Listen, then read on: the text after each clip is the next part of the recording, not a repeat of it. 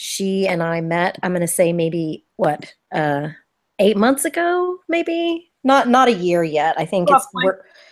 yeah, we're still within the year, but I feel like, you know, kindred spirits in a lot of ways, and um, on a very similar path. And I'm excited about the opportunities that we have to work together, building this new version of reality where we live in a more localized society where government is controlled at a local level without our corporate overlords who are not working for our benefit.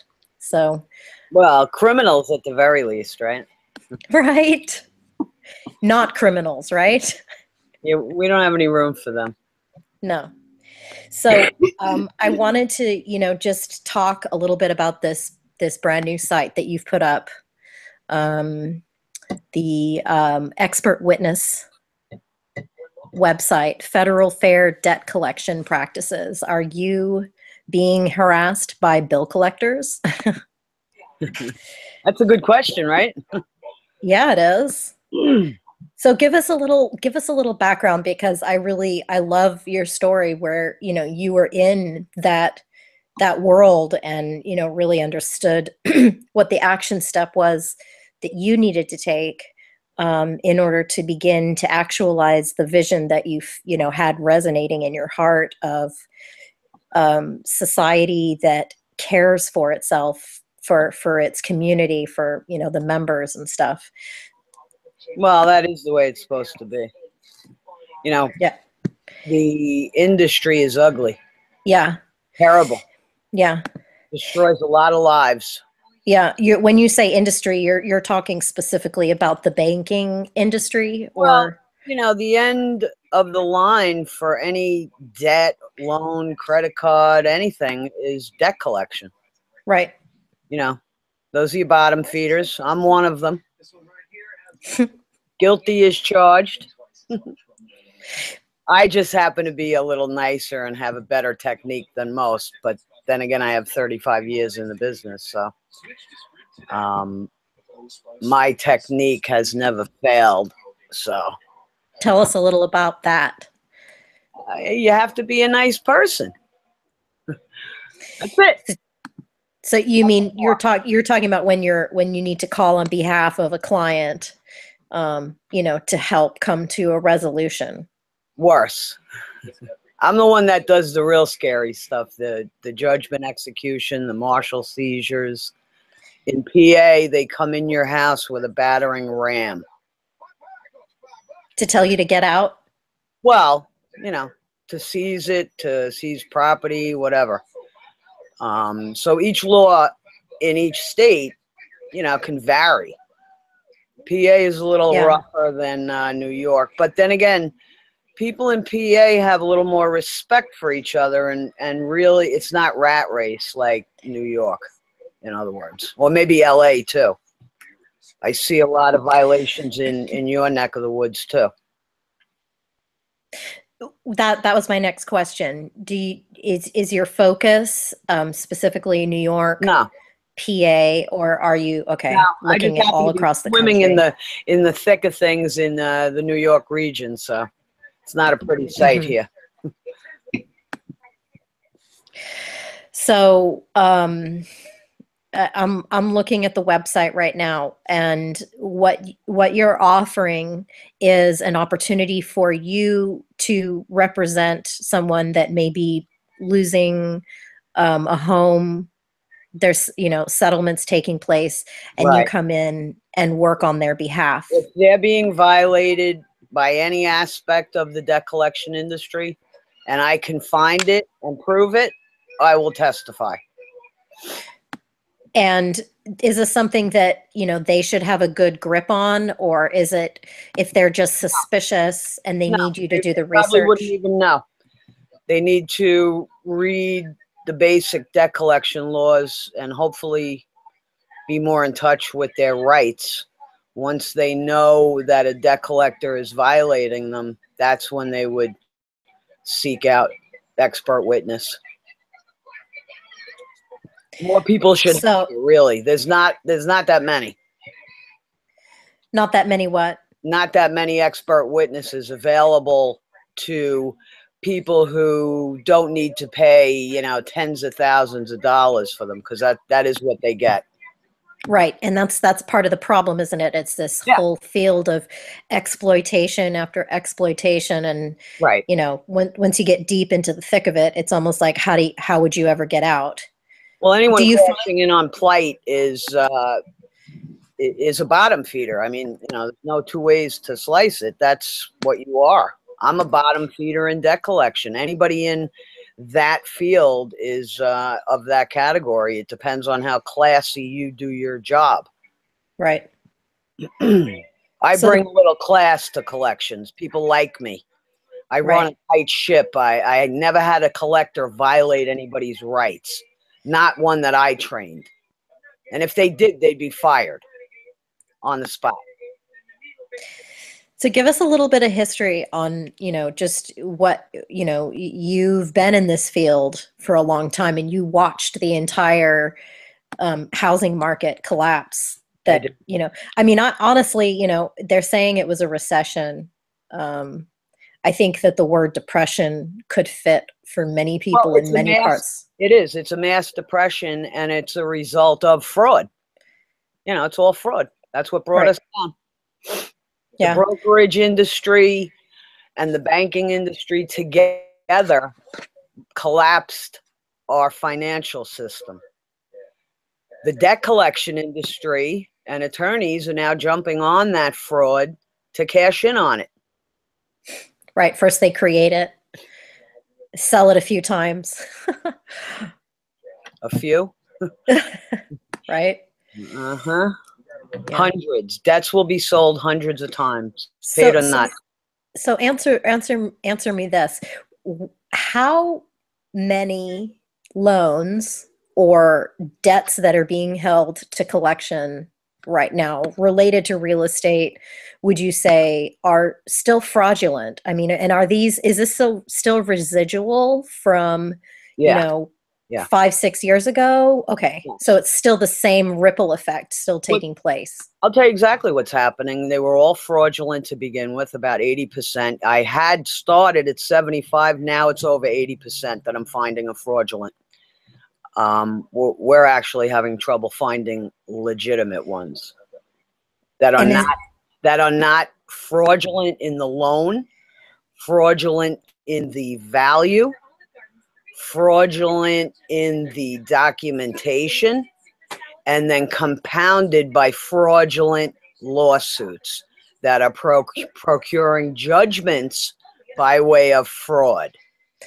The final nail in the coffin of all of this is the IRS recourse, because those judgments will ultimately be settled and have a deficiency balance, which goes right to the IRS, and it's going to fall on the homeowner as additional income after the debt is settled.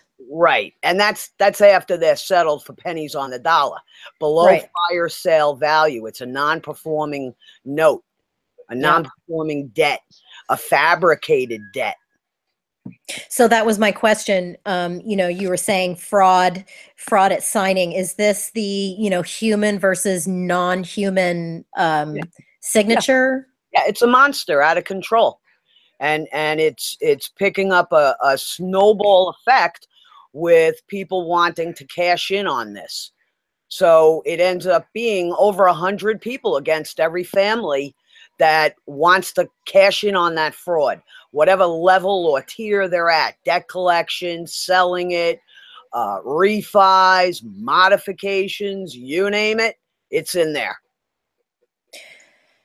So a homeowner, it has defaulted on their loan and they're not sleeping at night, laying awake, freaking out because they owe on a home, and they know that homes around them are selling for sometimes less than half, or even, a third, or Even whatever it is, even less. Yeah.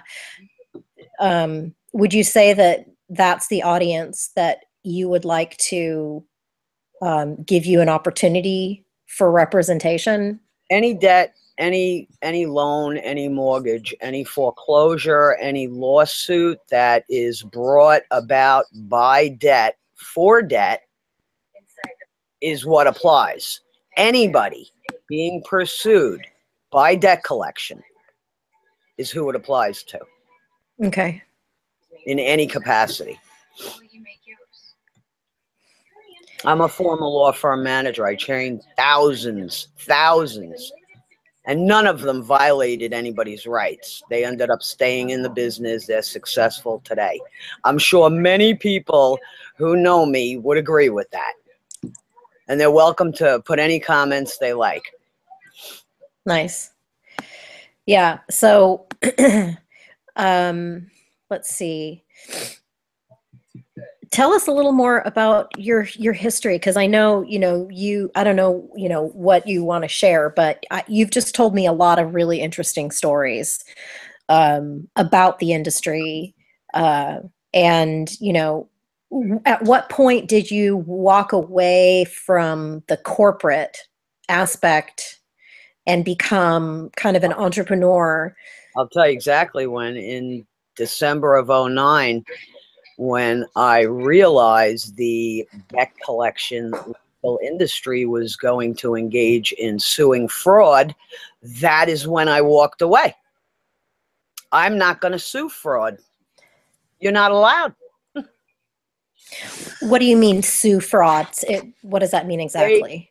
In litigation, we get a portfolio of about 1,500 to 3,000 accounts. Those are all mortgages that you're given to sue. You have to verify the documentation, you have to speak with the homeowner or consumer who owes the debt. You have to verify that everything is correct. They have to verify that everything is correct. They're given a right to dispute the debt. That seems to be overridden today, which it really needs to be addressed. I know the FTC is trying to address it. I read the report. However, it's a little weak with what's going on right now. Mm-hmm. And people are losing their right to dispute things because all the firms are intentionally operating against them. That's their intent. They don't want to hear that somebody disputes something. They just want the money any which way they can get it. And they're willing to violate their rights to get it. Is that the filing pro se? So you choose then to not have attorney representation? Well, a lot of people can't find attorney representation or afford it. Because of this kind of gangster style monopoly? Or yeah, it's complex to the average consumer who just really wants to pay their bill. They don't want to be harassed. They do want to pay it. And, they're not the criminal. Right. So, they don't really know how to defend themselves. It's not an easy process, even for somebody with experience. Right. Which is the point of having representation. Yeah, people are scared of the courts. And yeah. I spent my life in the courts. So for me, it's totally normal. Right. It's just another day at the office. Right. Exactly. So tell me how the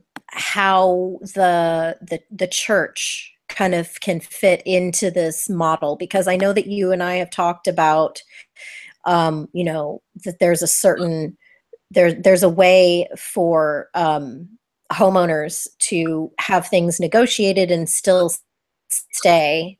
Yeah, we've been doing in their home. Anytime anybody requests help, we usually jump right in, send out a dispute letter, evaluate the situation, identify whatever the problem is.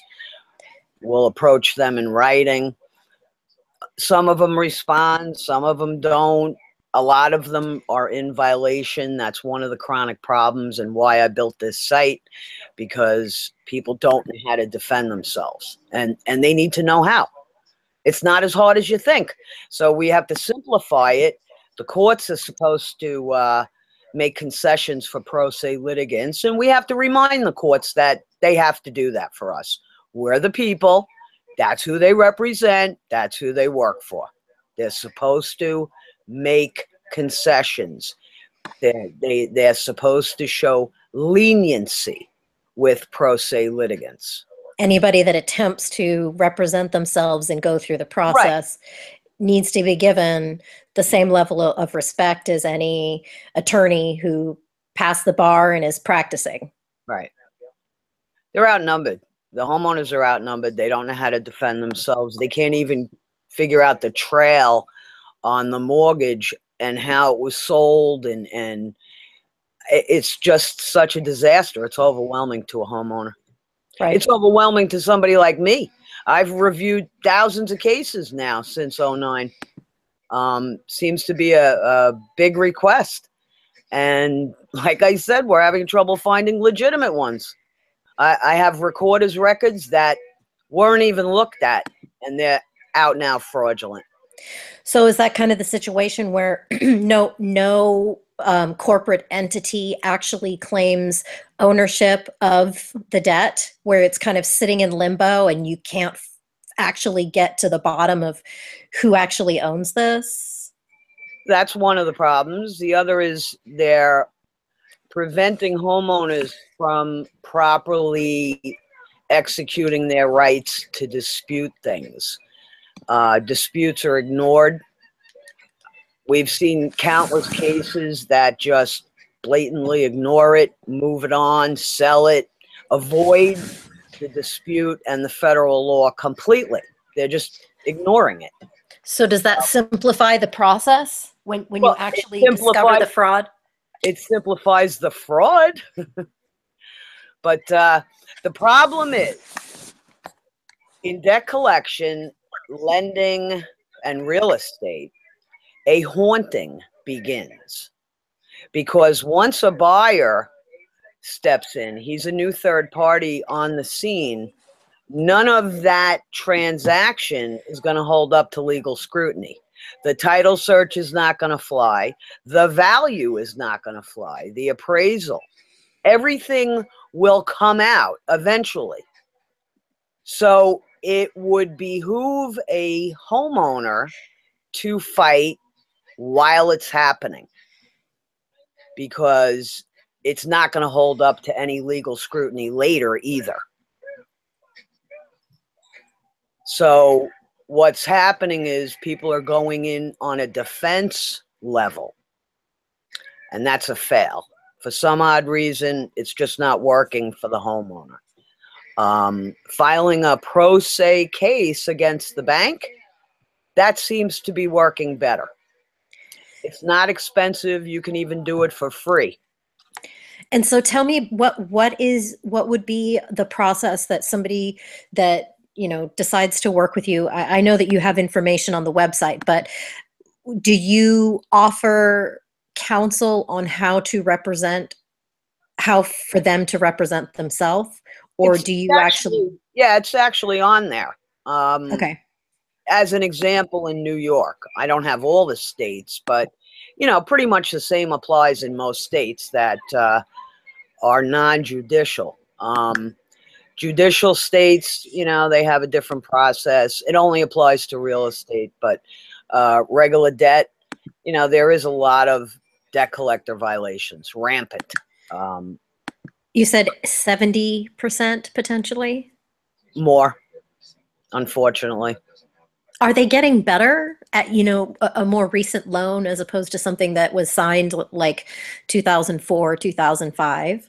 Yeah, they're getting better at doing the loans, but it's always going to, in '06, I was refinancing loans of debt that was originated in the '80s, if that tells you anything. It's just a bunch of fake digits, a bunch of it's a zeros. Rollover process, and it never really ends, and they never really get out of debt, and it's it's a lot of leveraging people's lives. Really, that's really the bottom line. Crazy. So if it depends on how educated people become if they bite the bait anymore. And, you know, the idea would be become debt free. Debt free is the ultimate goal. Right.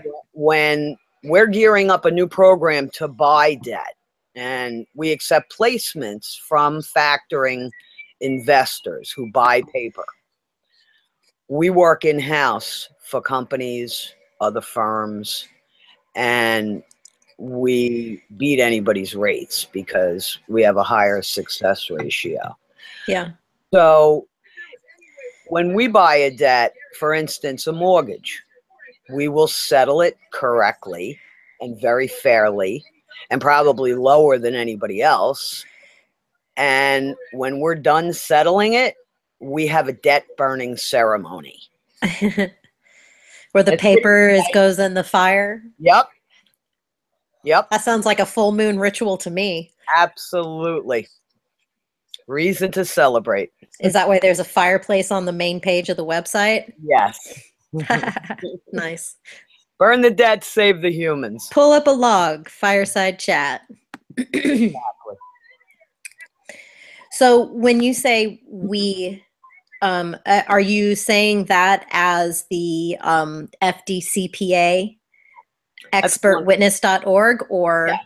Yes, okay. That's one of them. In the church and the nonprofit, the programs are split between religious and non-religious. The nonprofit was created for non-religious type services, and they subsidize and help other causes. That's why I work so hard. There's a lot of causes. Yeah. A lot of women, a lot of animal rescue, and a lot of starving artists.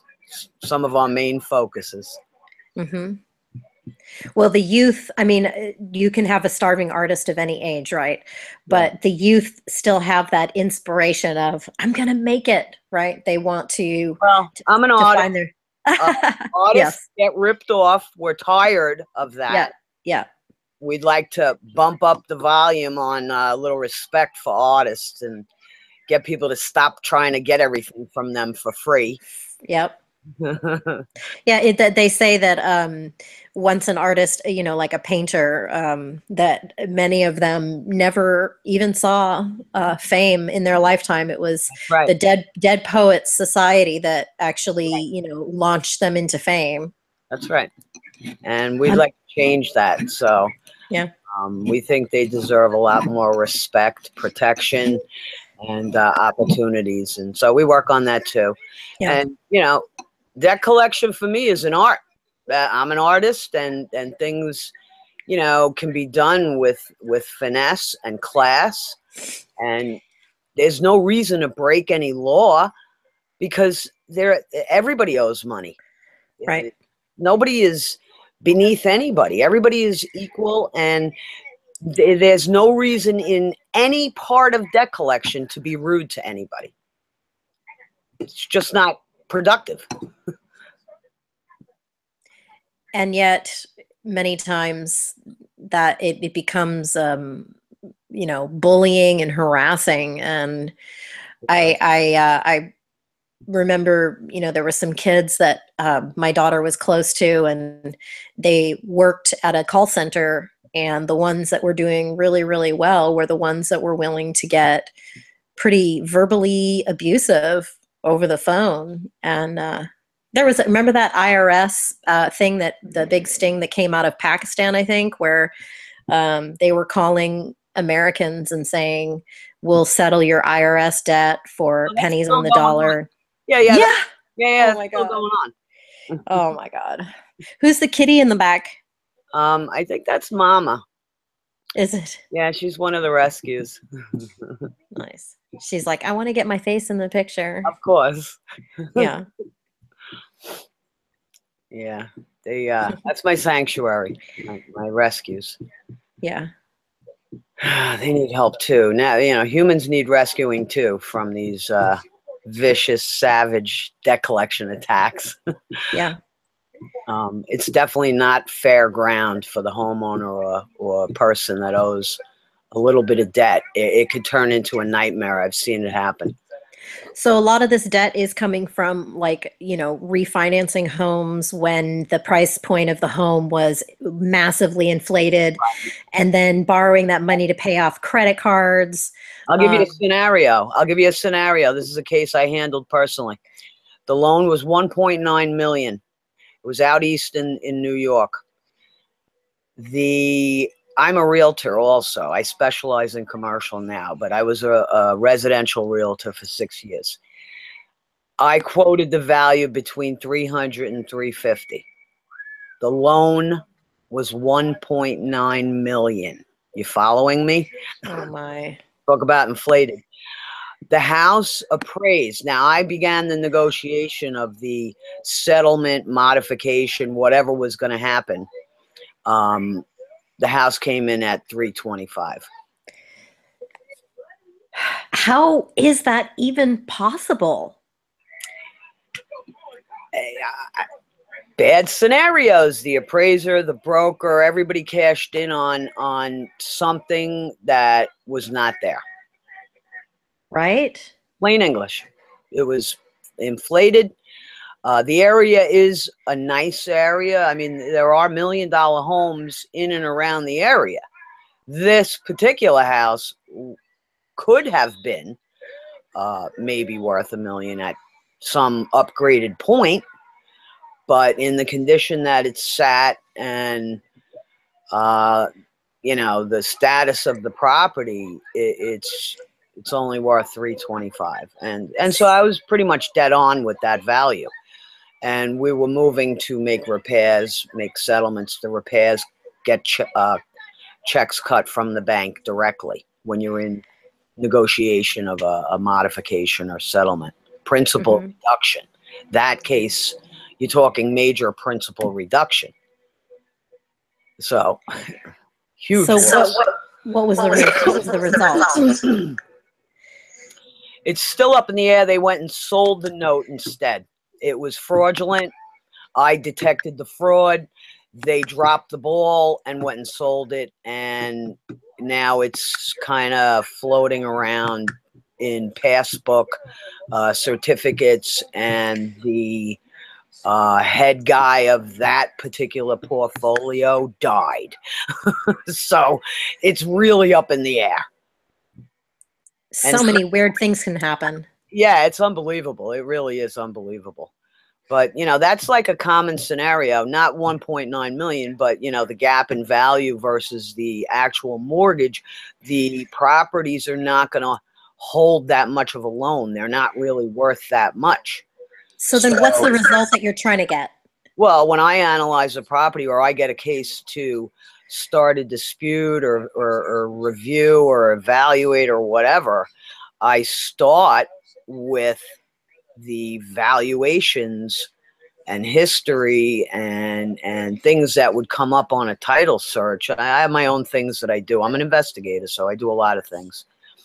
When I'm done, I can tell you exactly what the house is worth, what the loan should have been for, and any other particulars, detail in the scenario. So I'll break it down bit by bit. Yeah. Unfortunately, it comes with doing this for so long. So you've trained others. Do you see kind of growing this movement with bringing apprentices in and beginning to teach what you understand, or where do you see that vision going? I've actually been teaching it since the early 80s, all of this. Yeah. And the people that I train, they don't go around violating people. There's no reason to.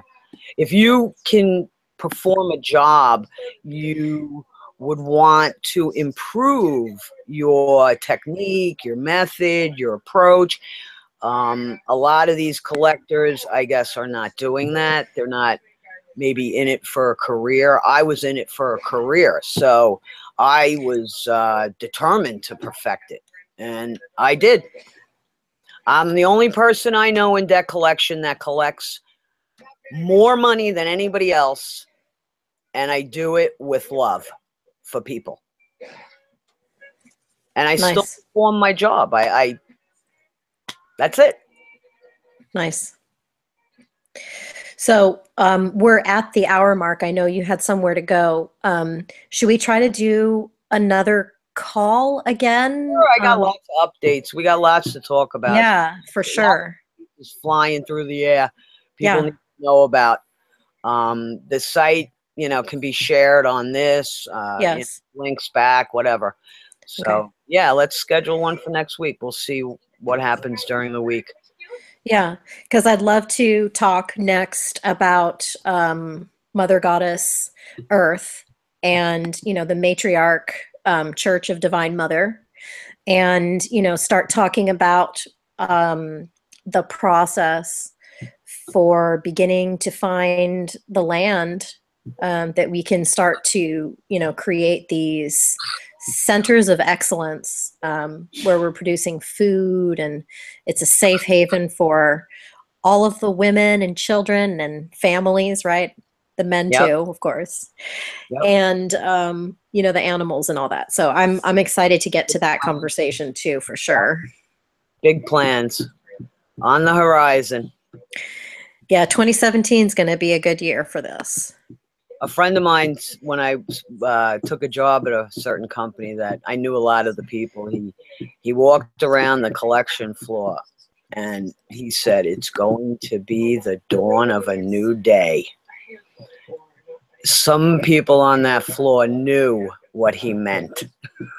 Yeah. So those who remember me, and some of them are on Facebook, and you know, they're still there watching, and Yep. you're doing a good job. Be nice. Nice. Be nice in collections. That's the message. You be nice, people will respond and go out of their way to do the right thing. Right. That's really how it works. Anybody who's doing it any other way is doing it wrong, and I would fire you. You're fired. You're fired. I love that line. All right.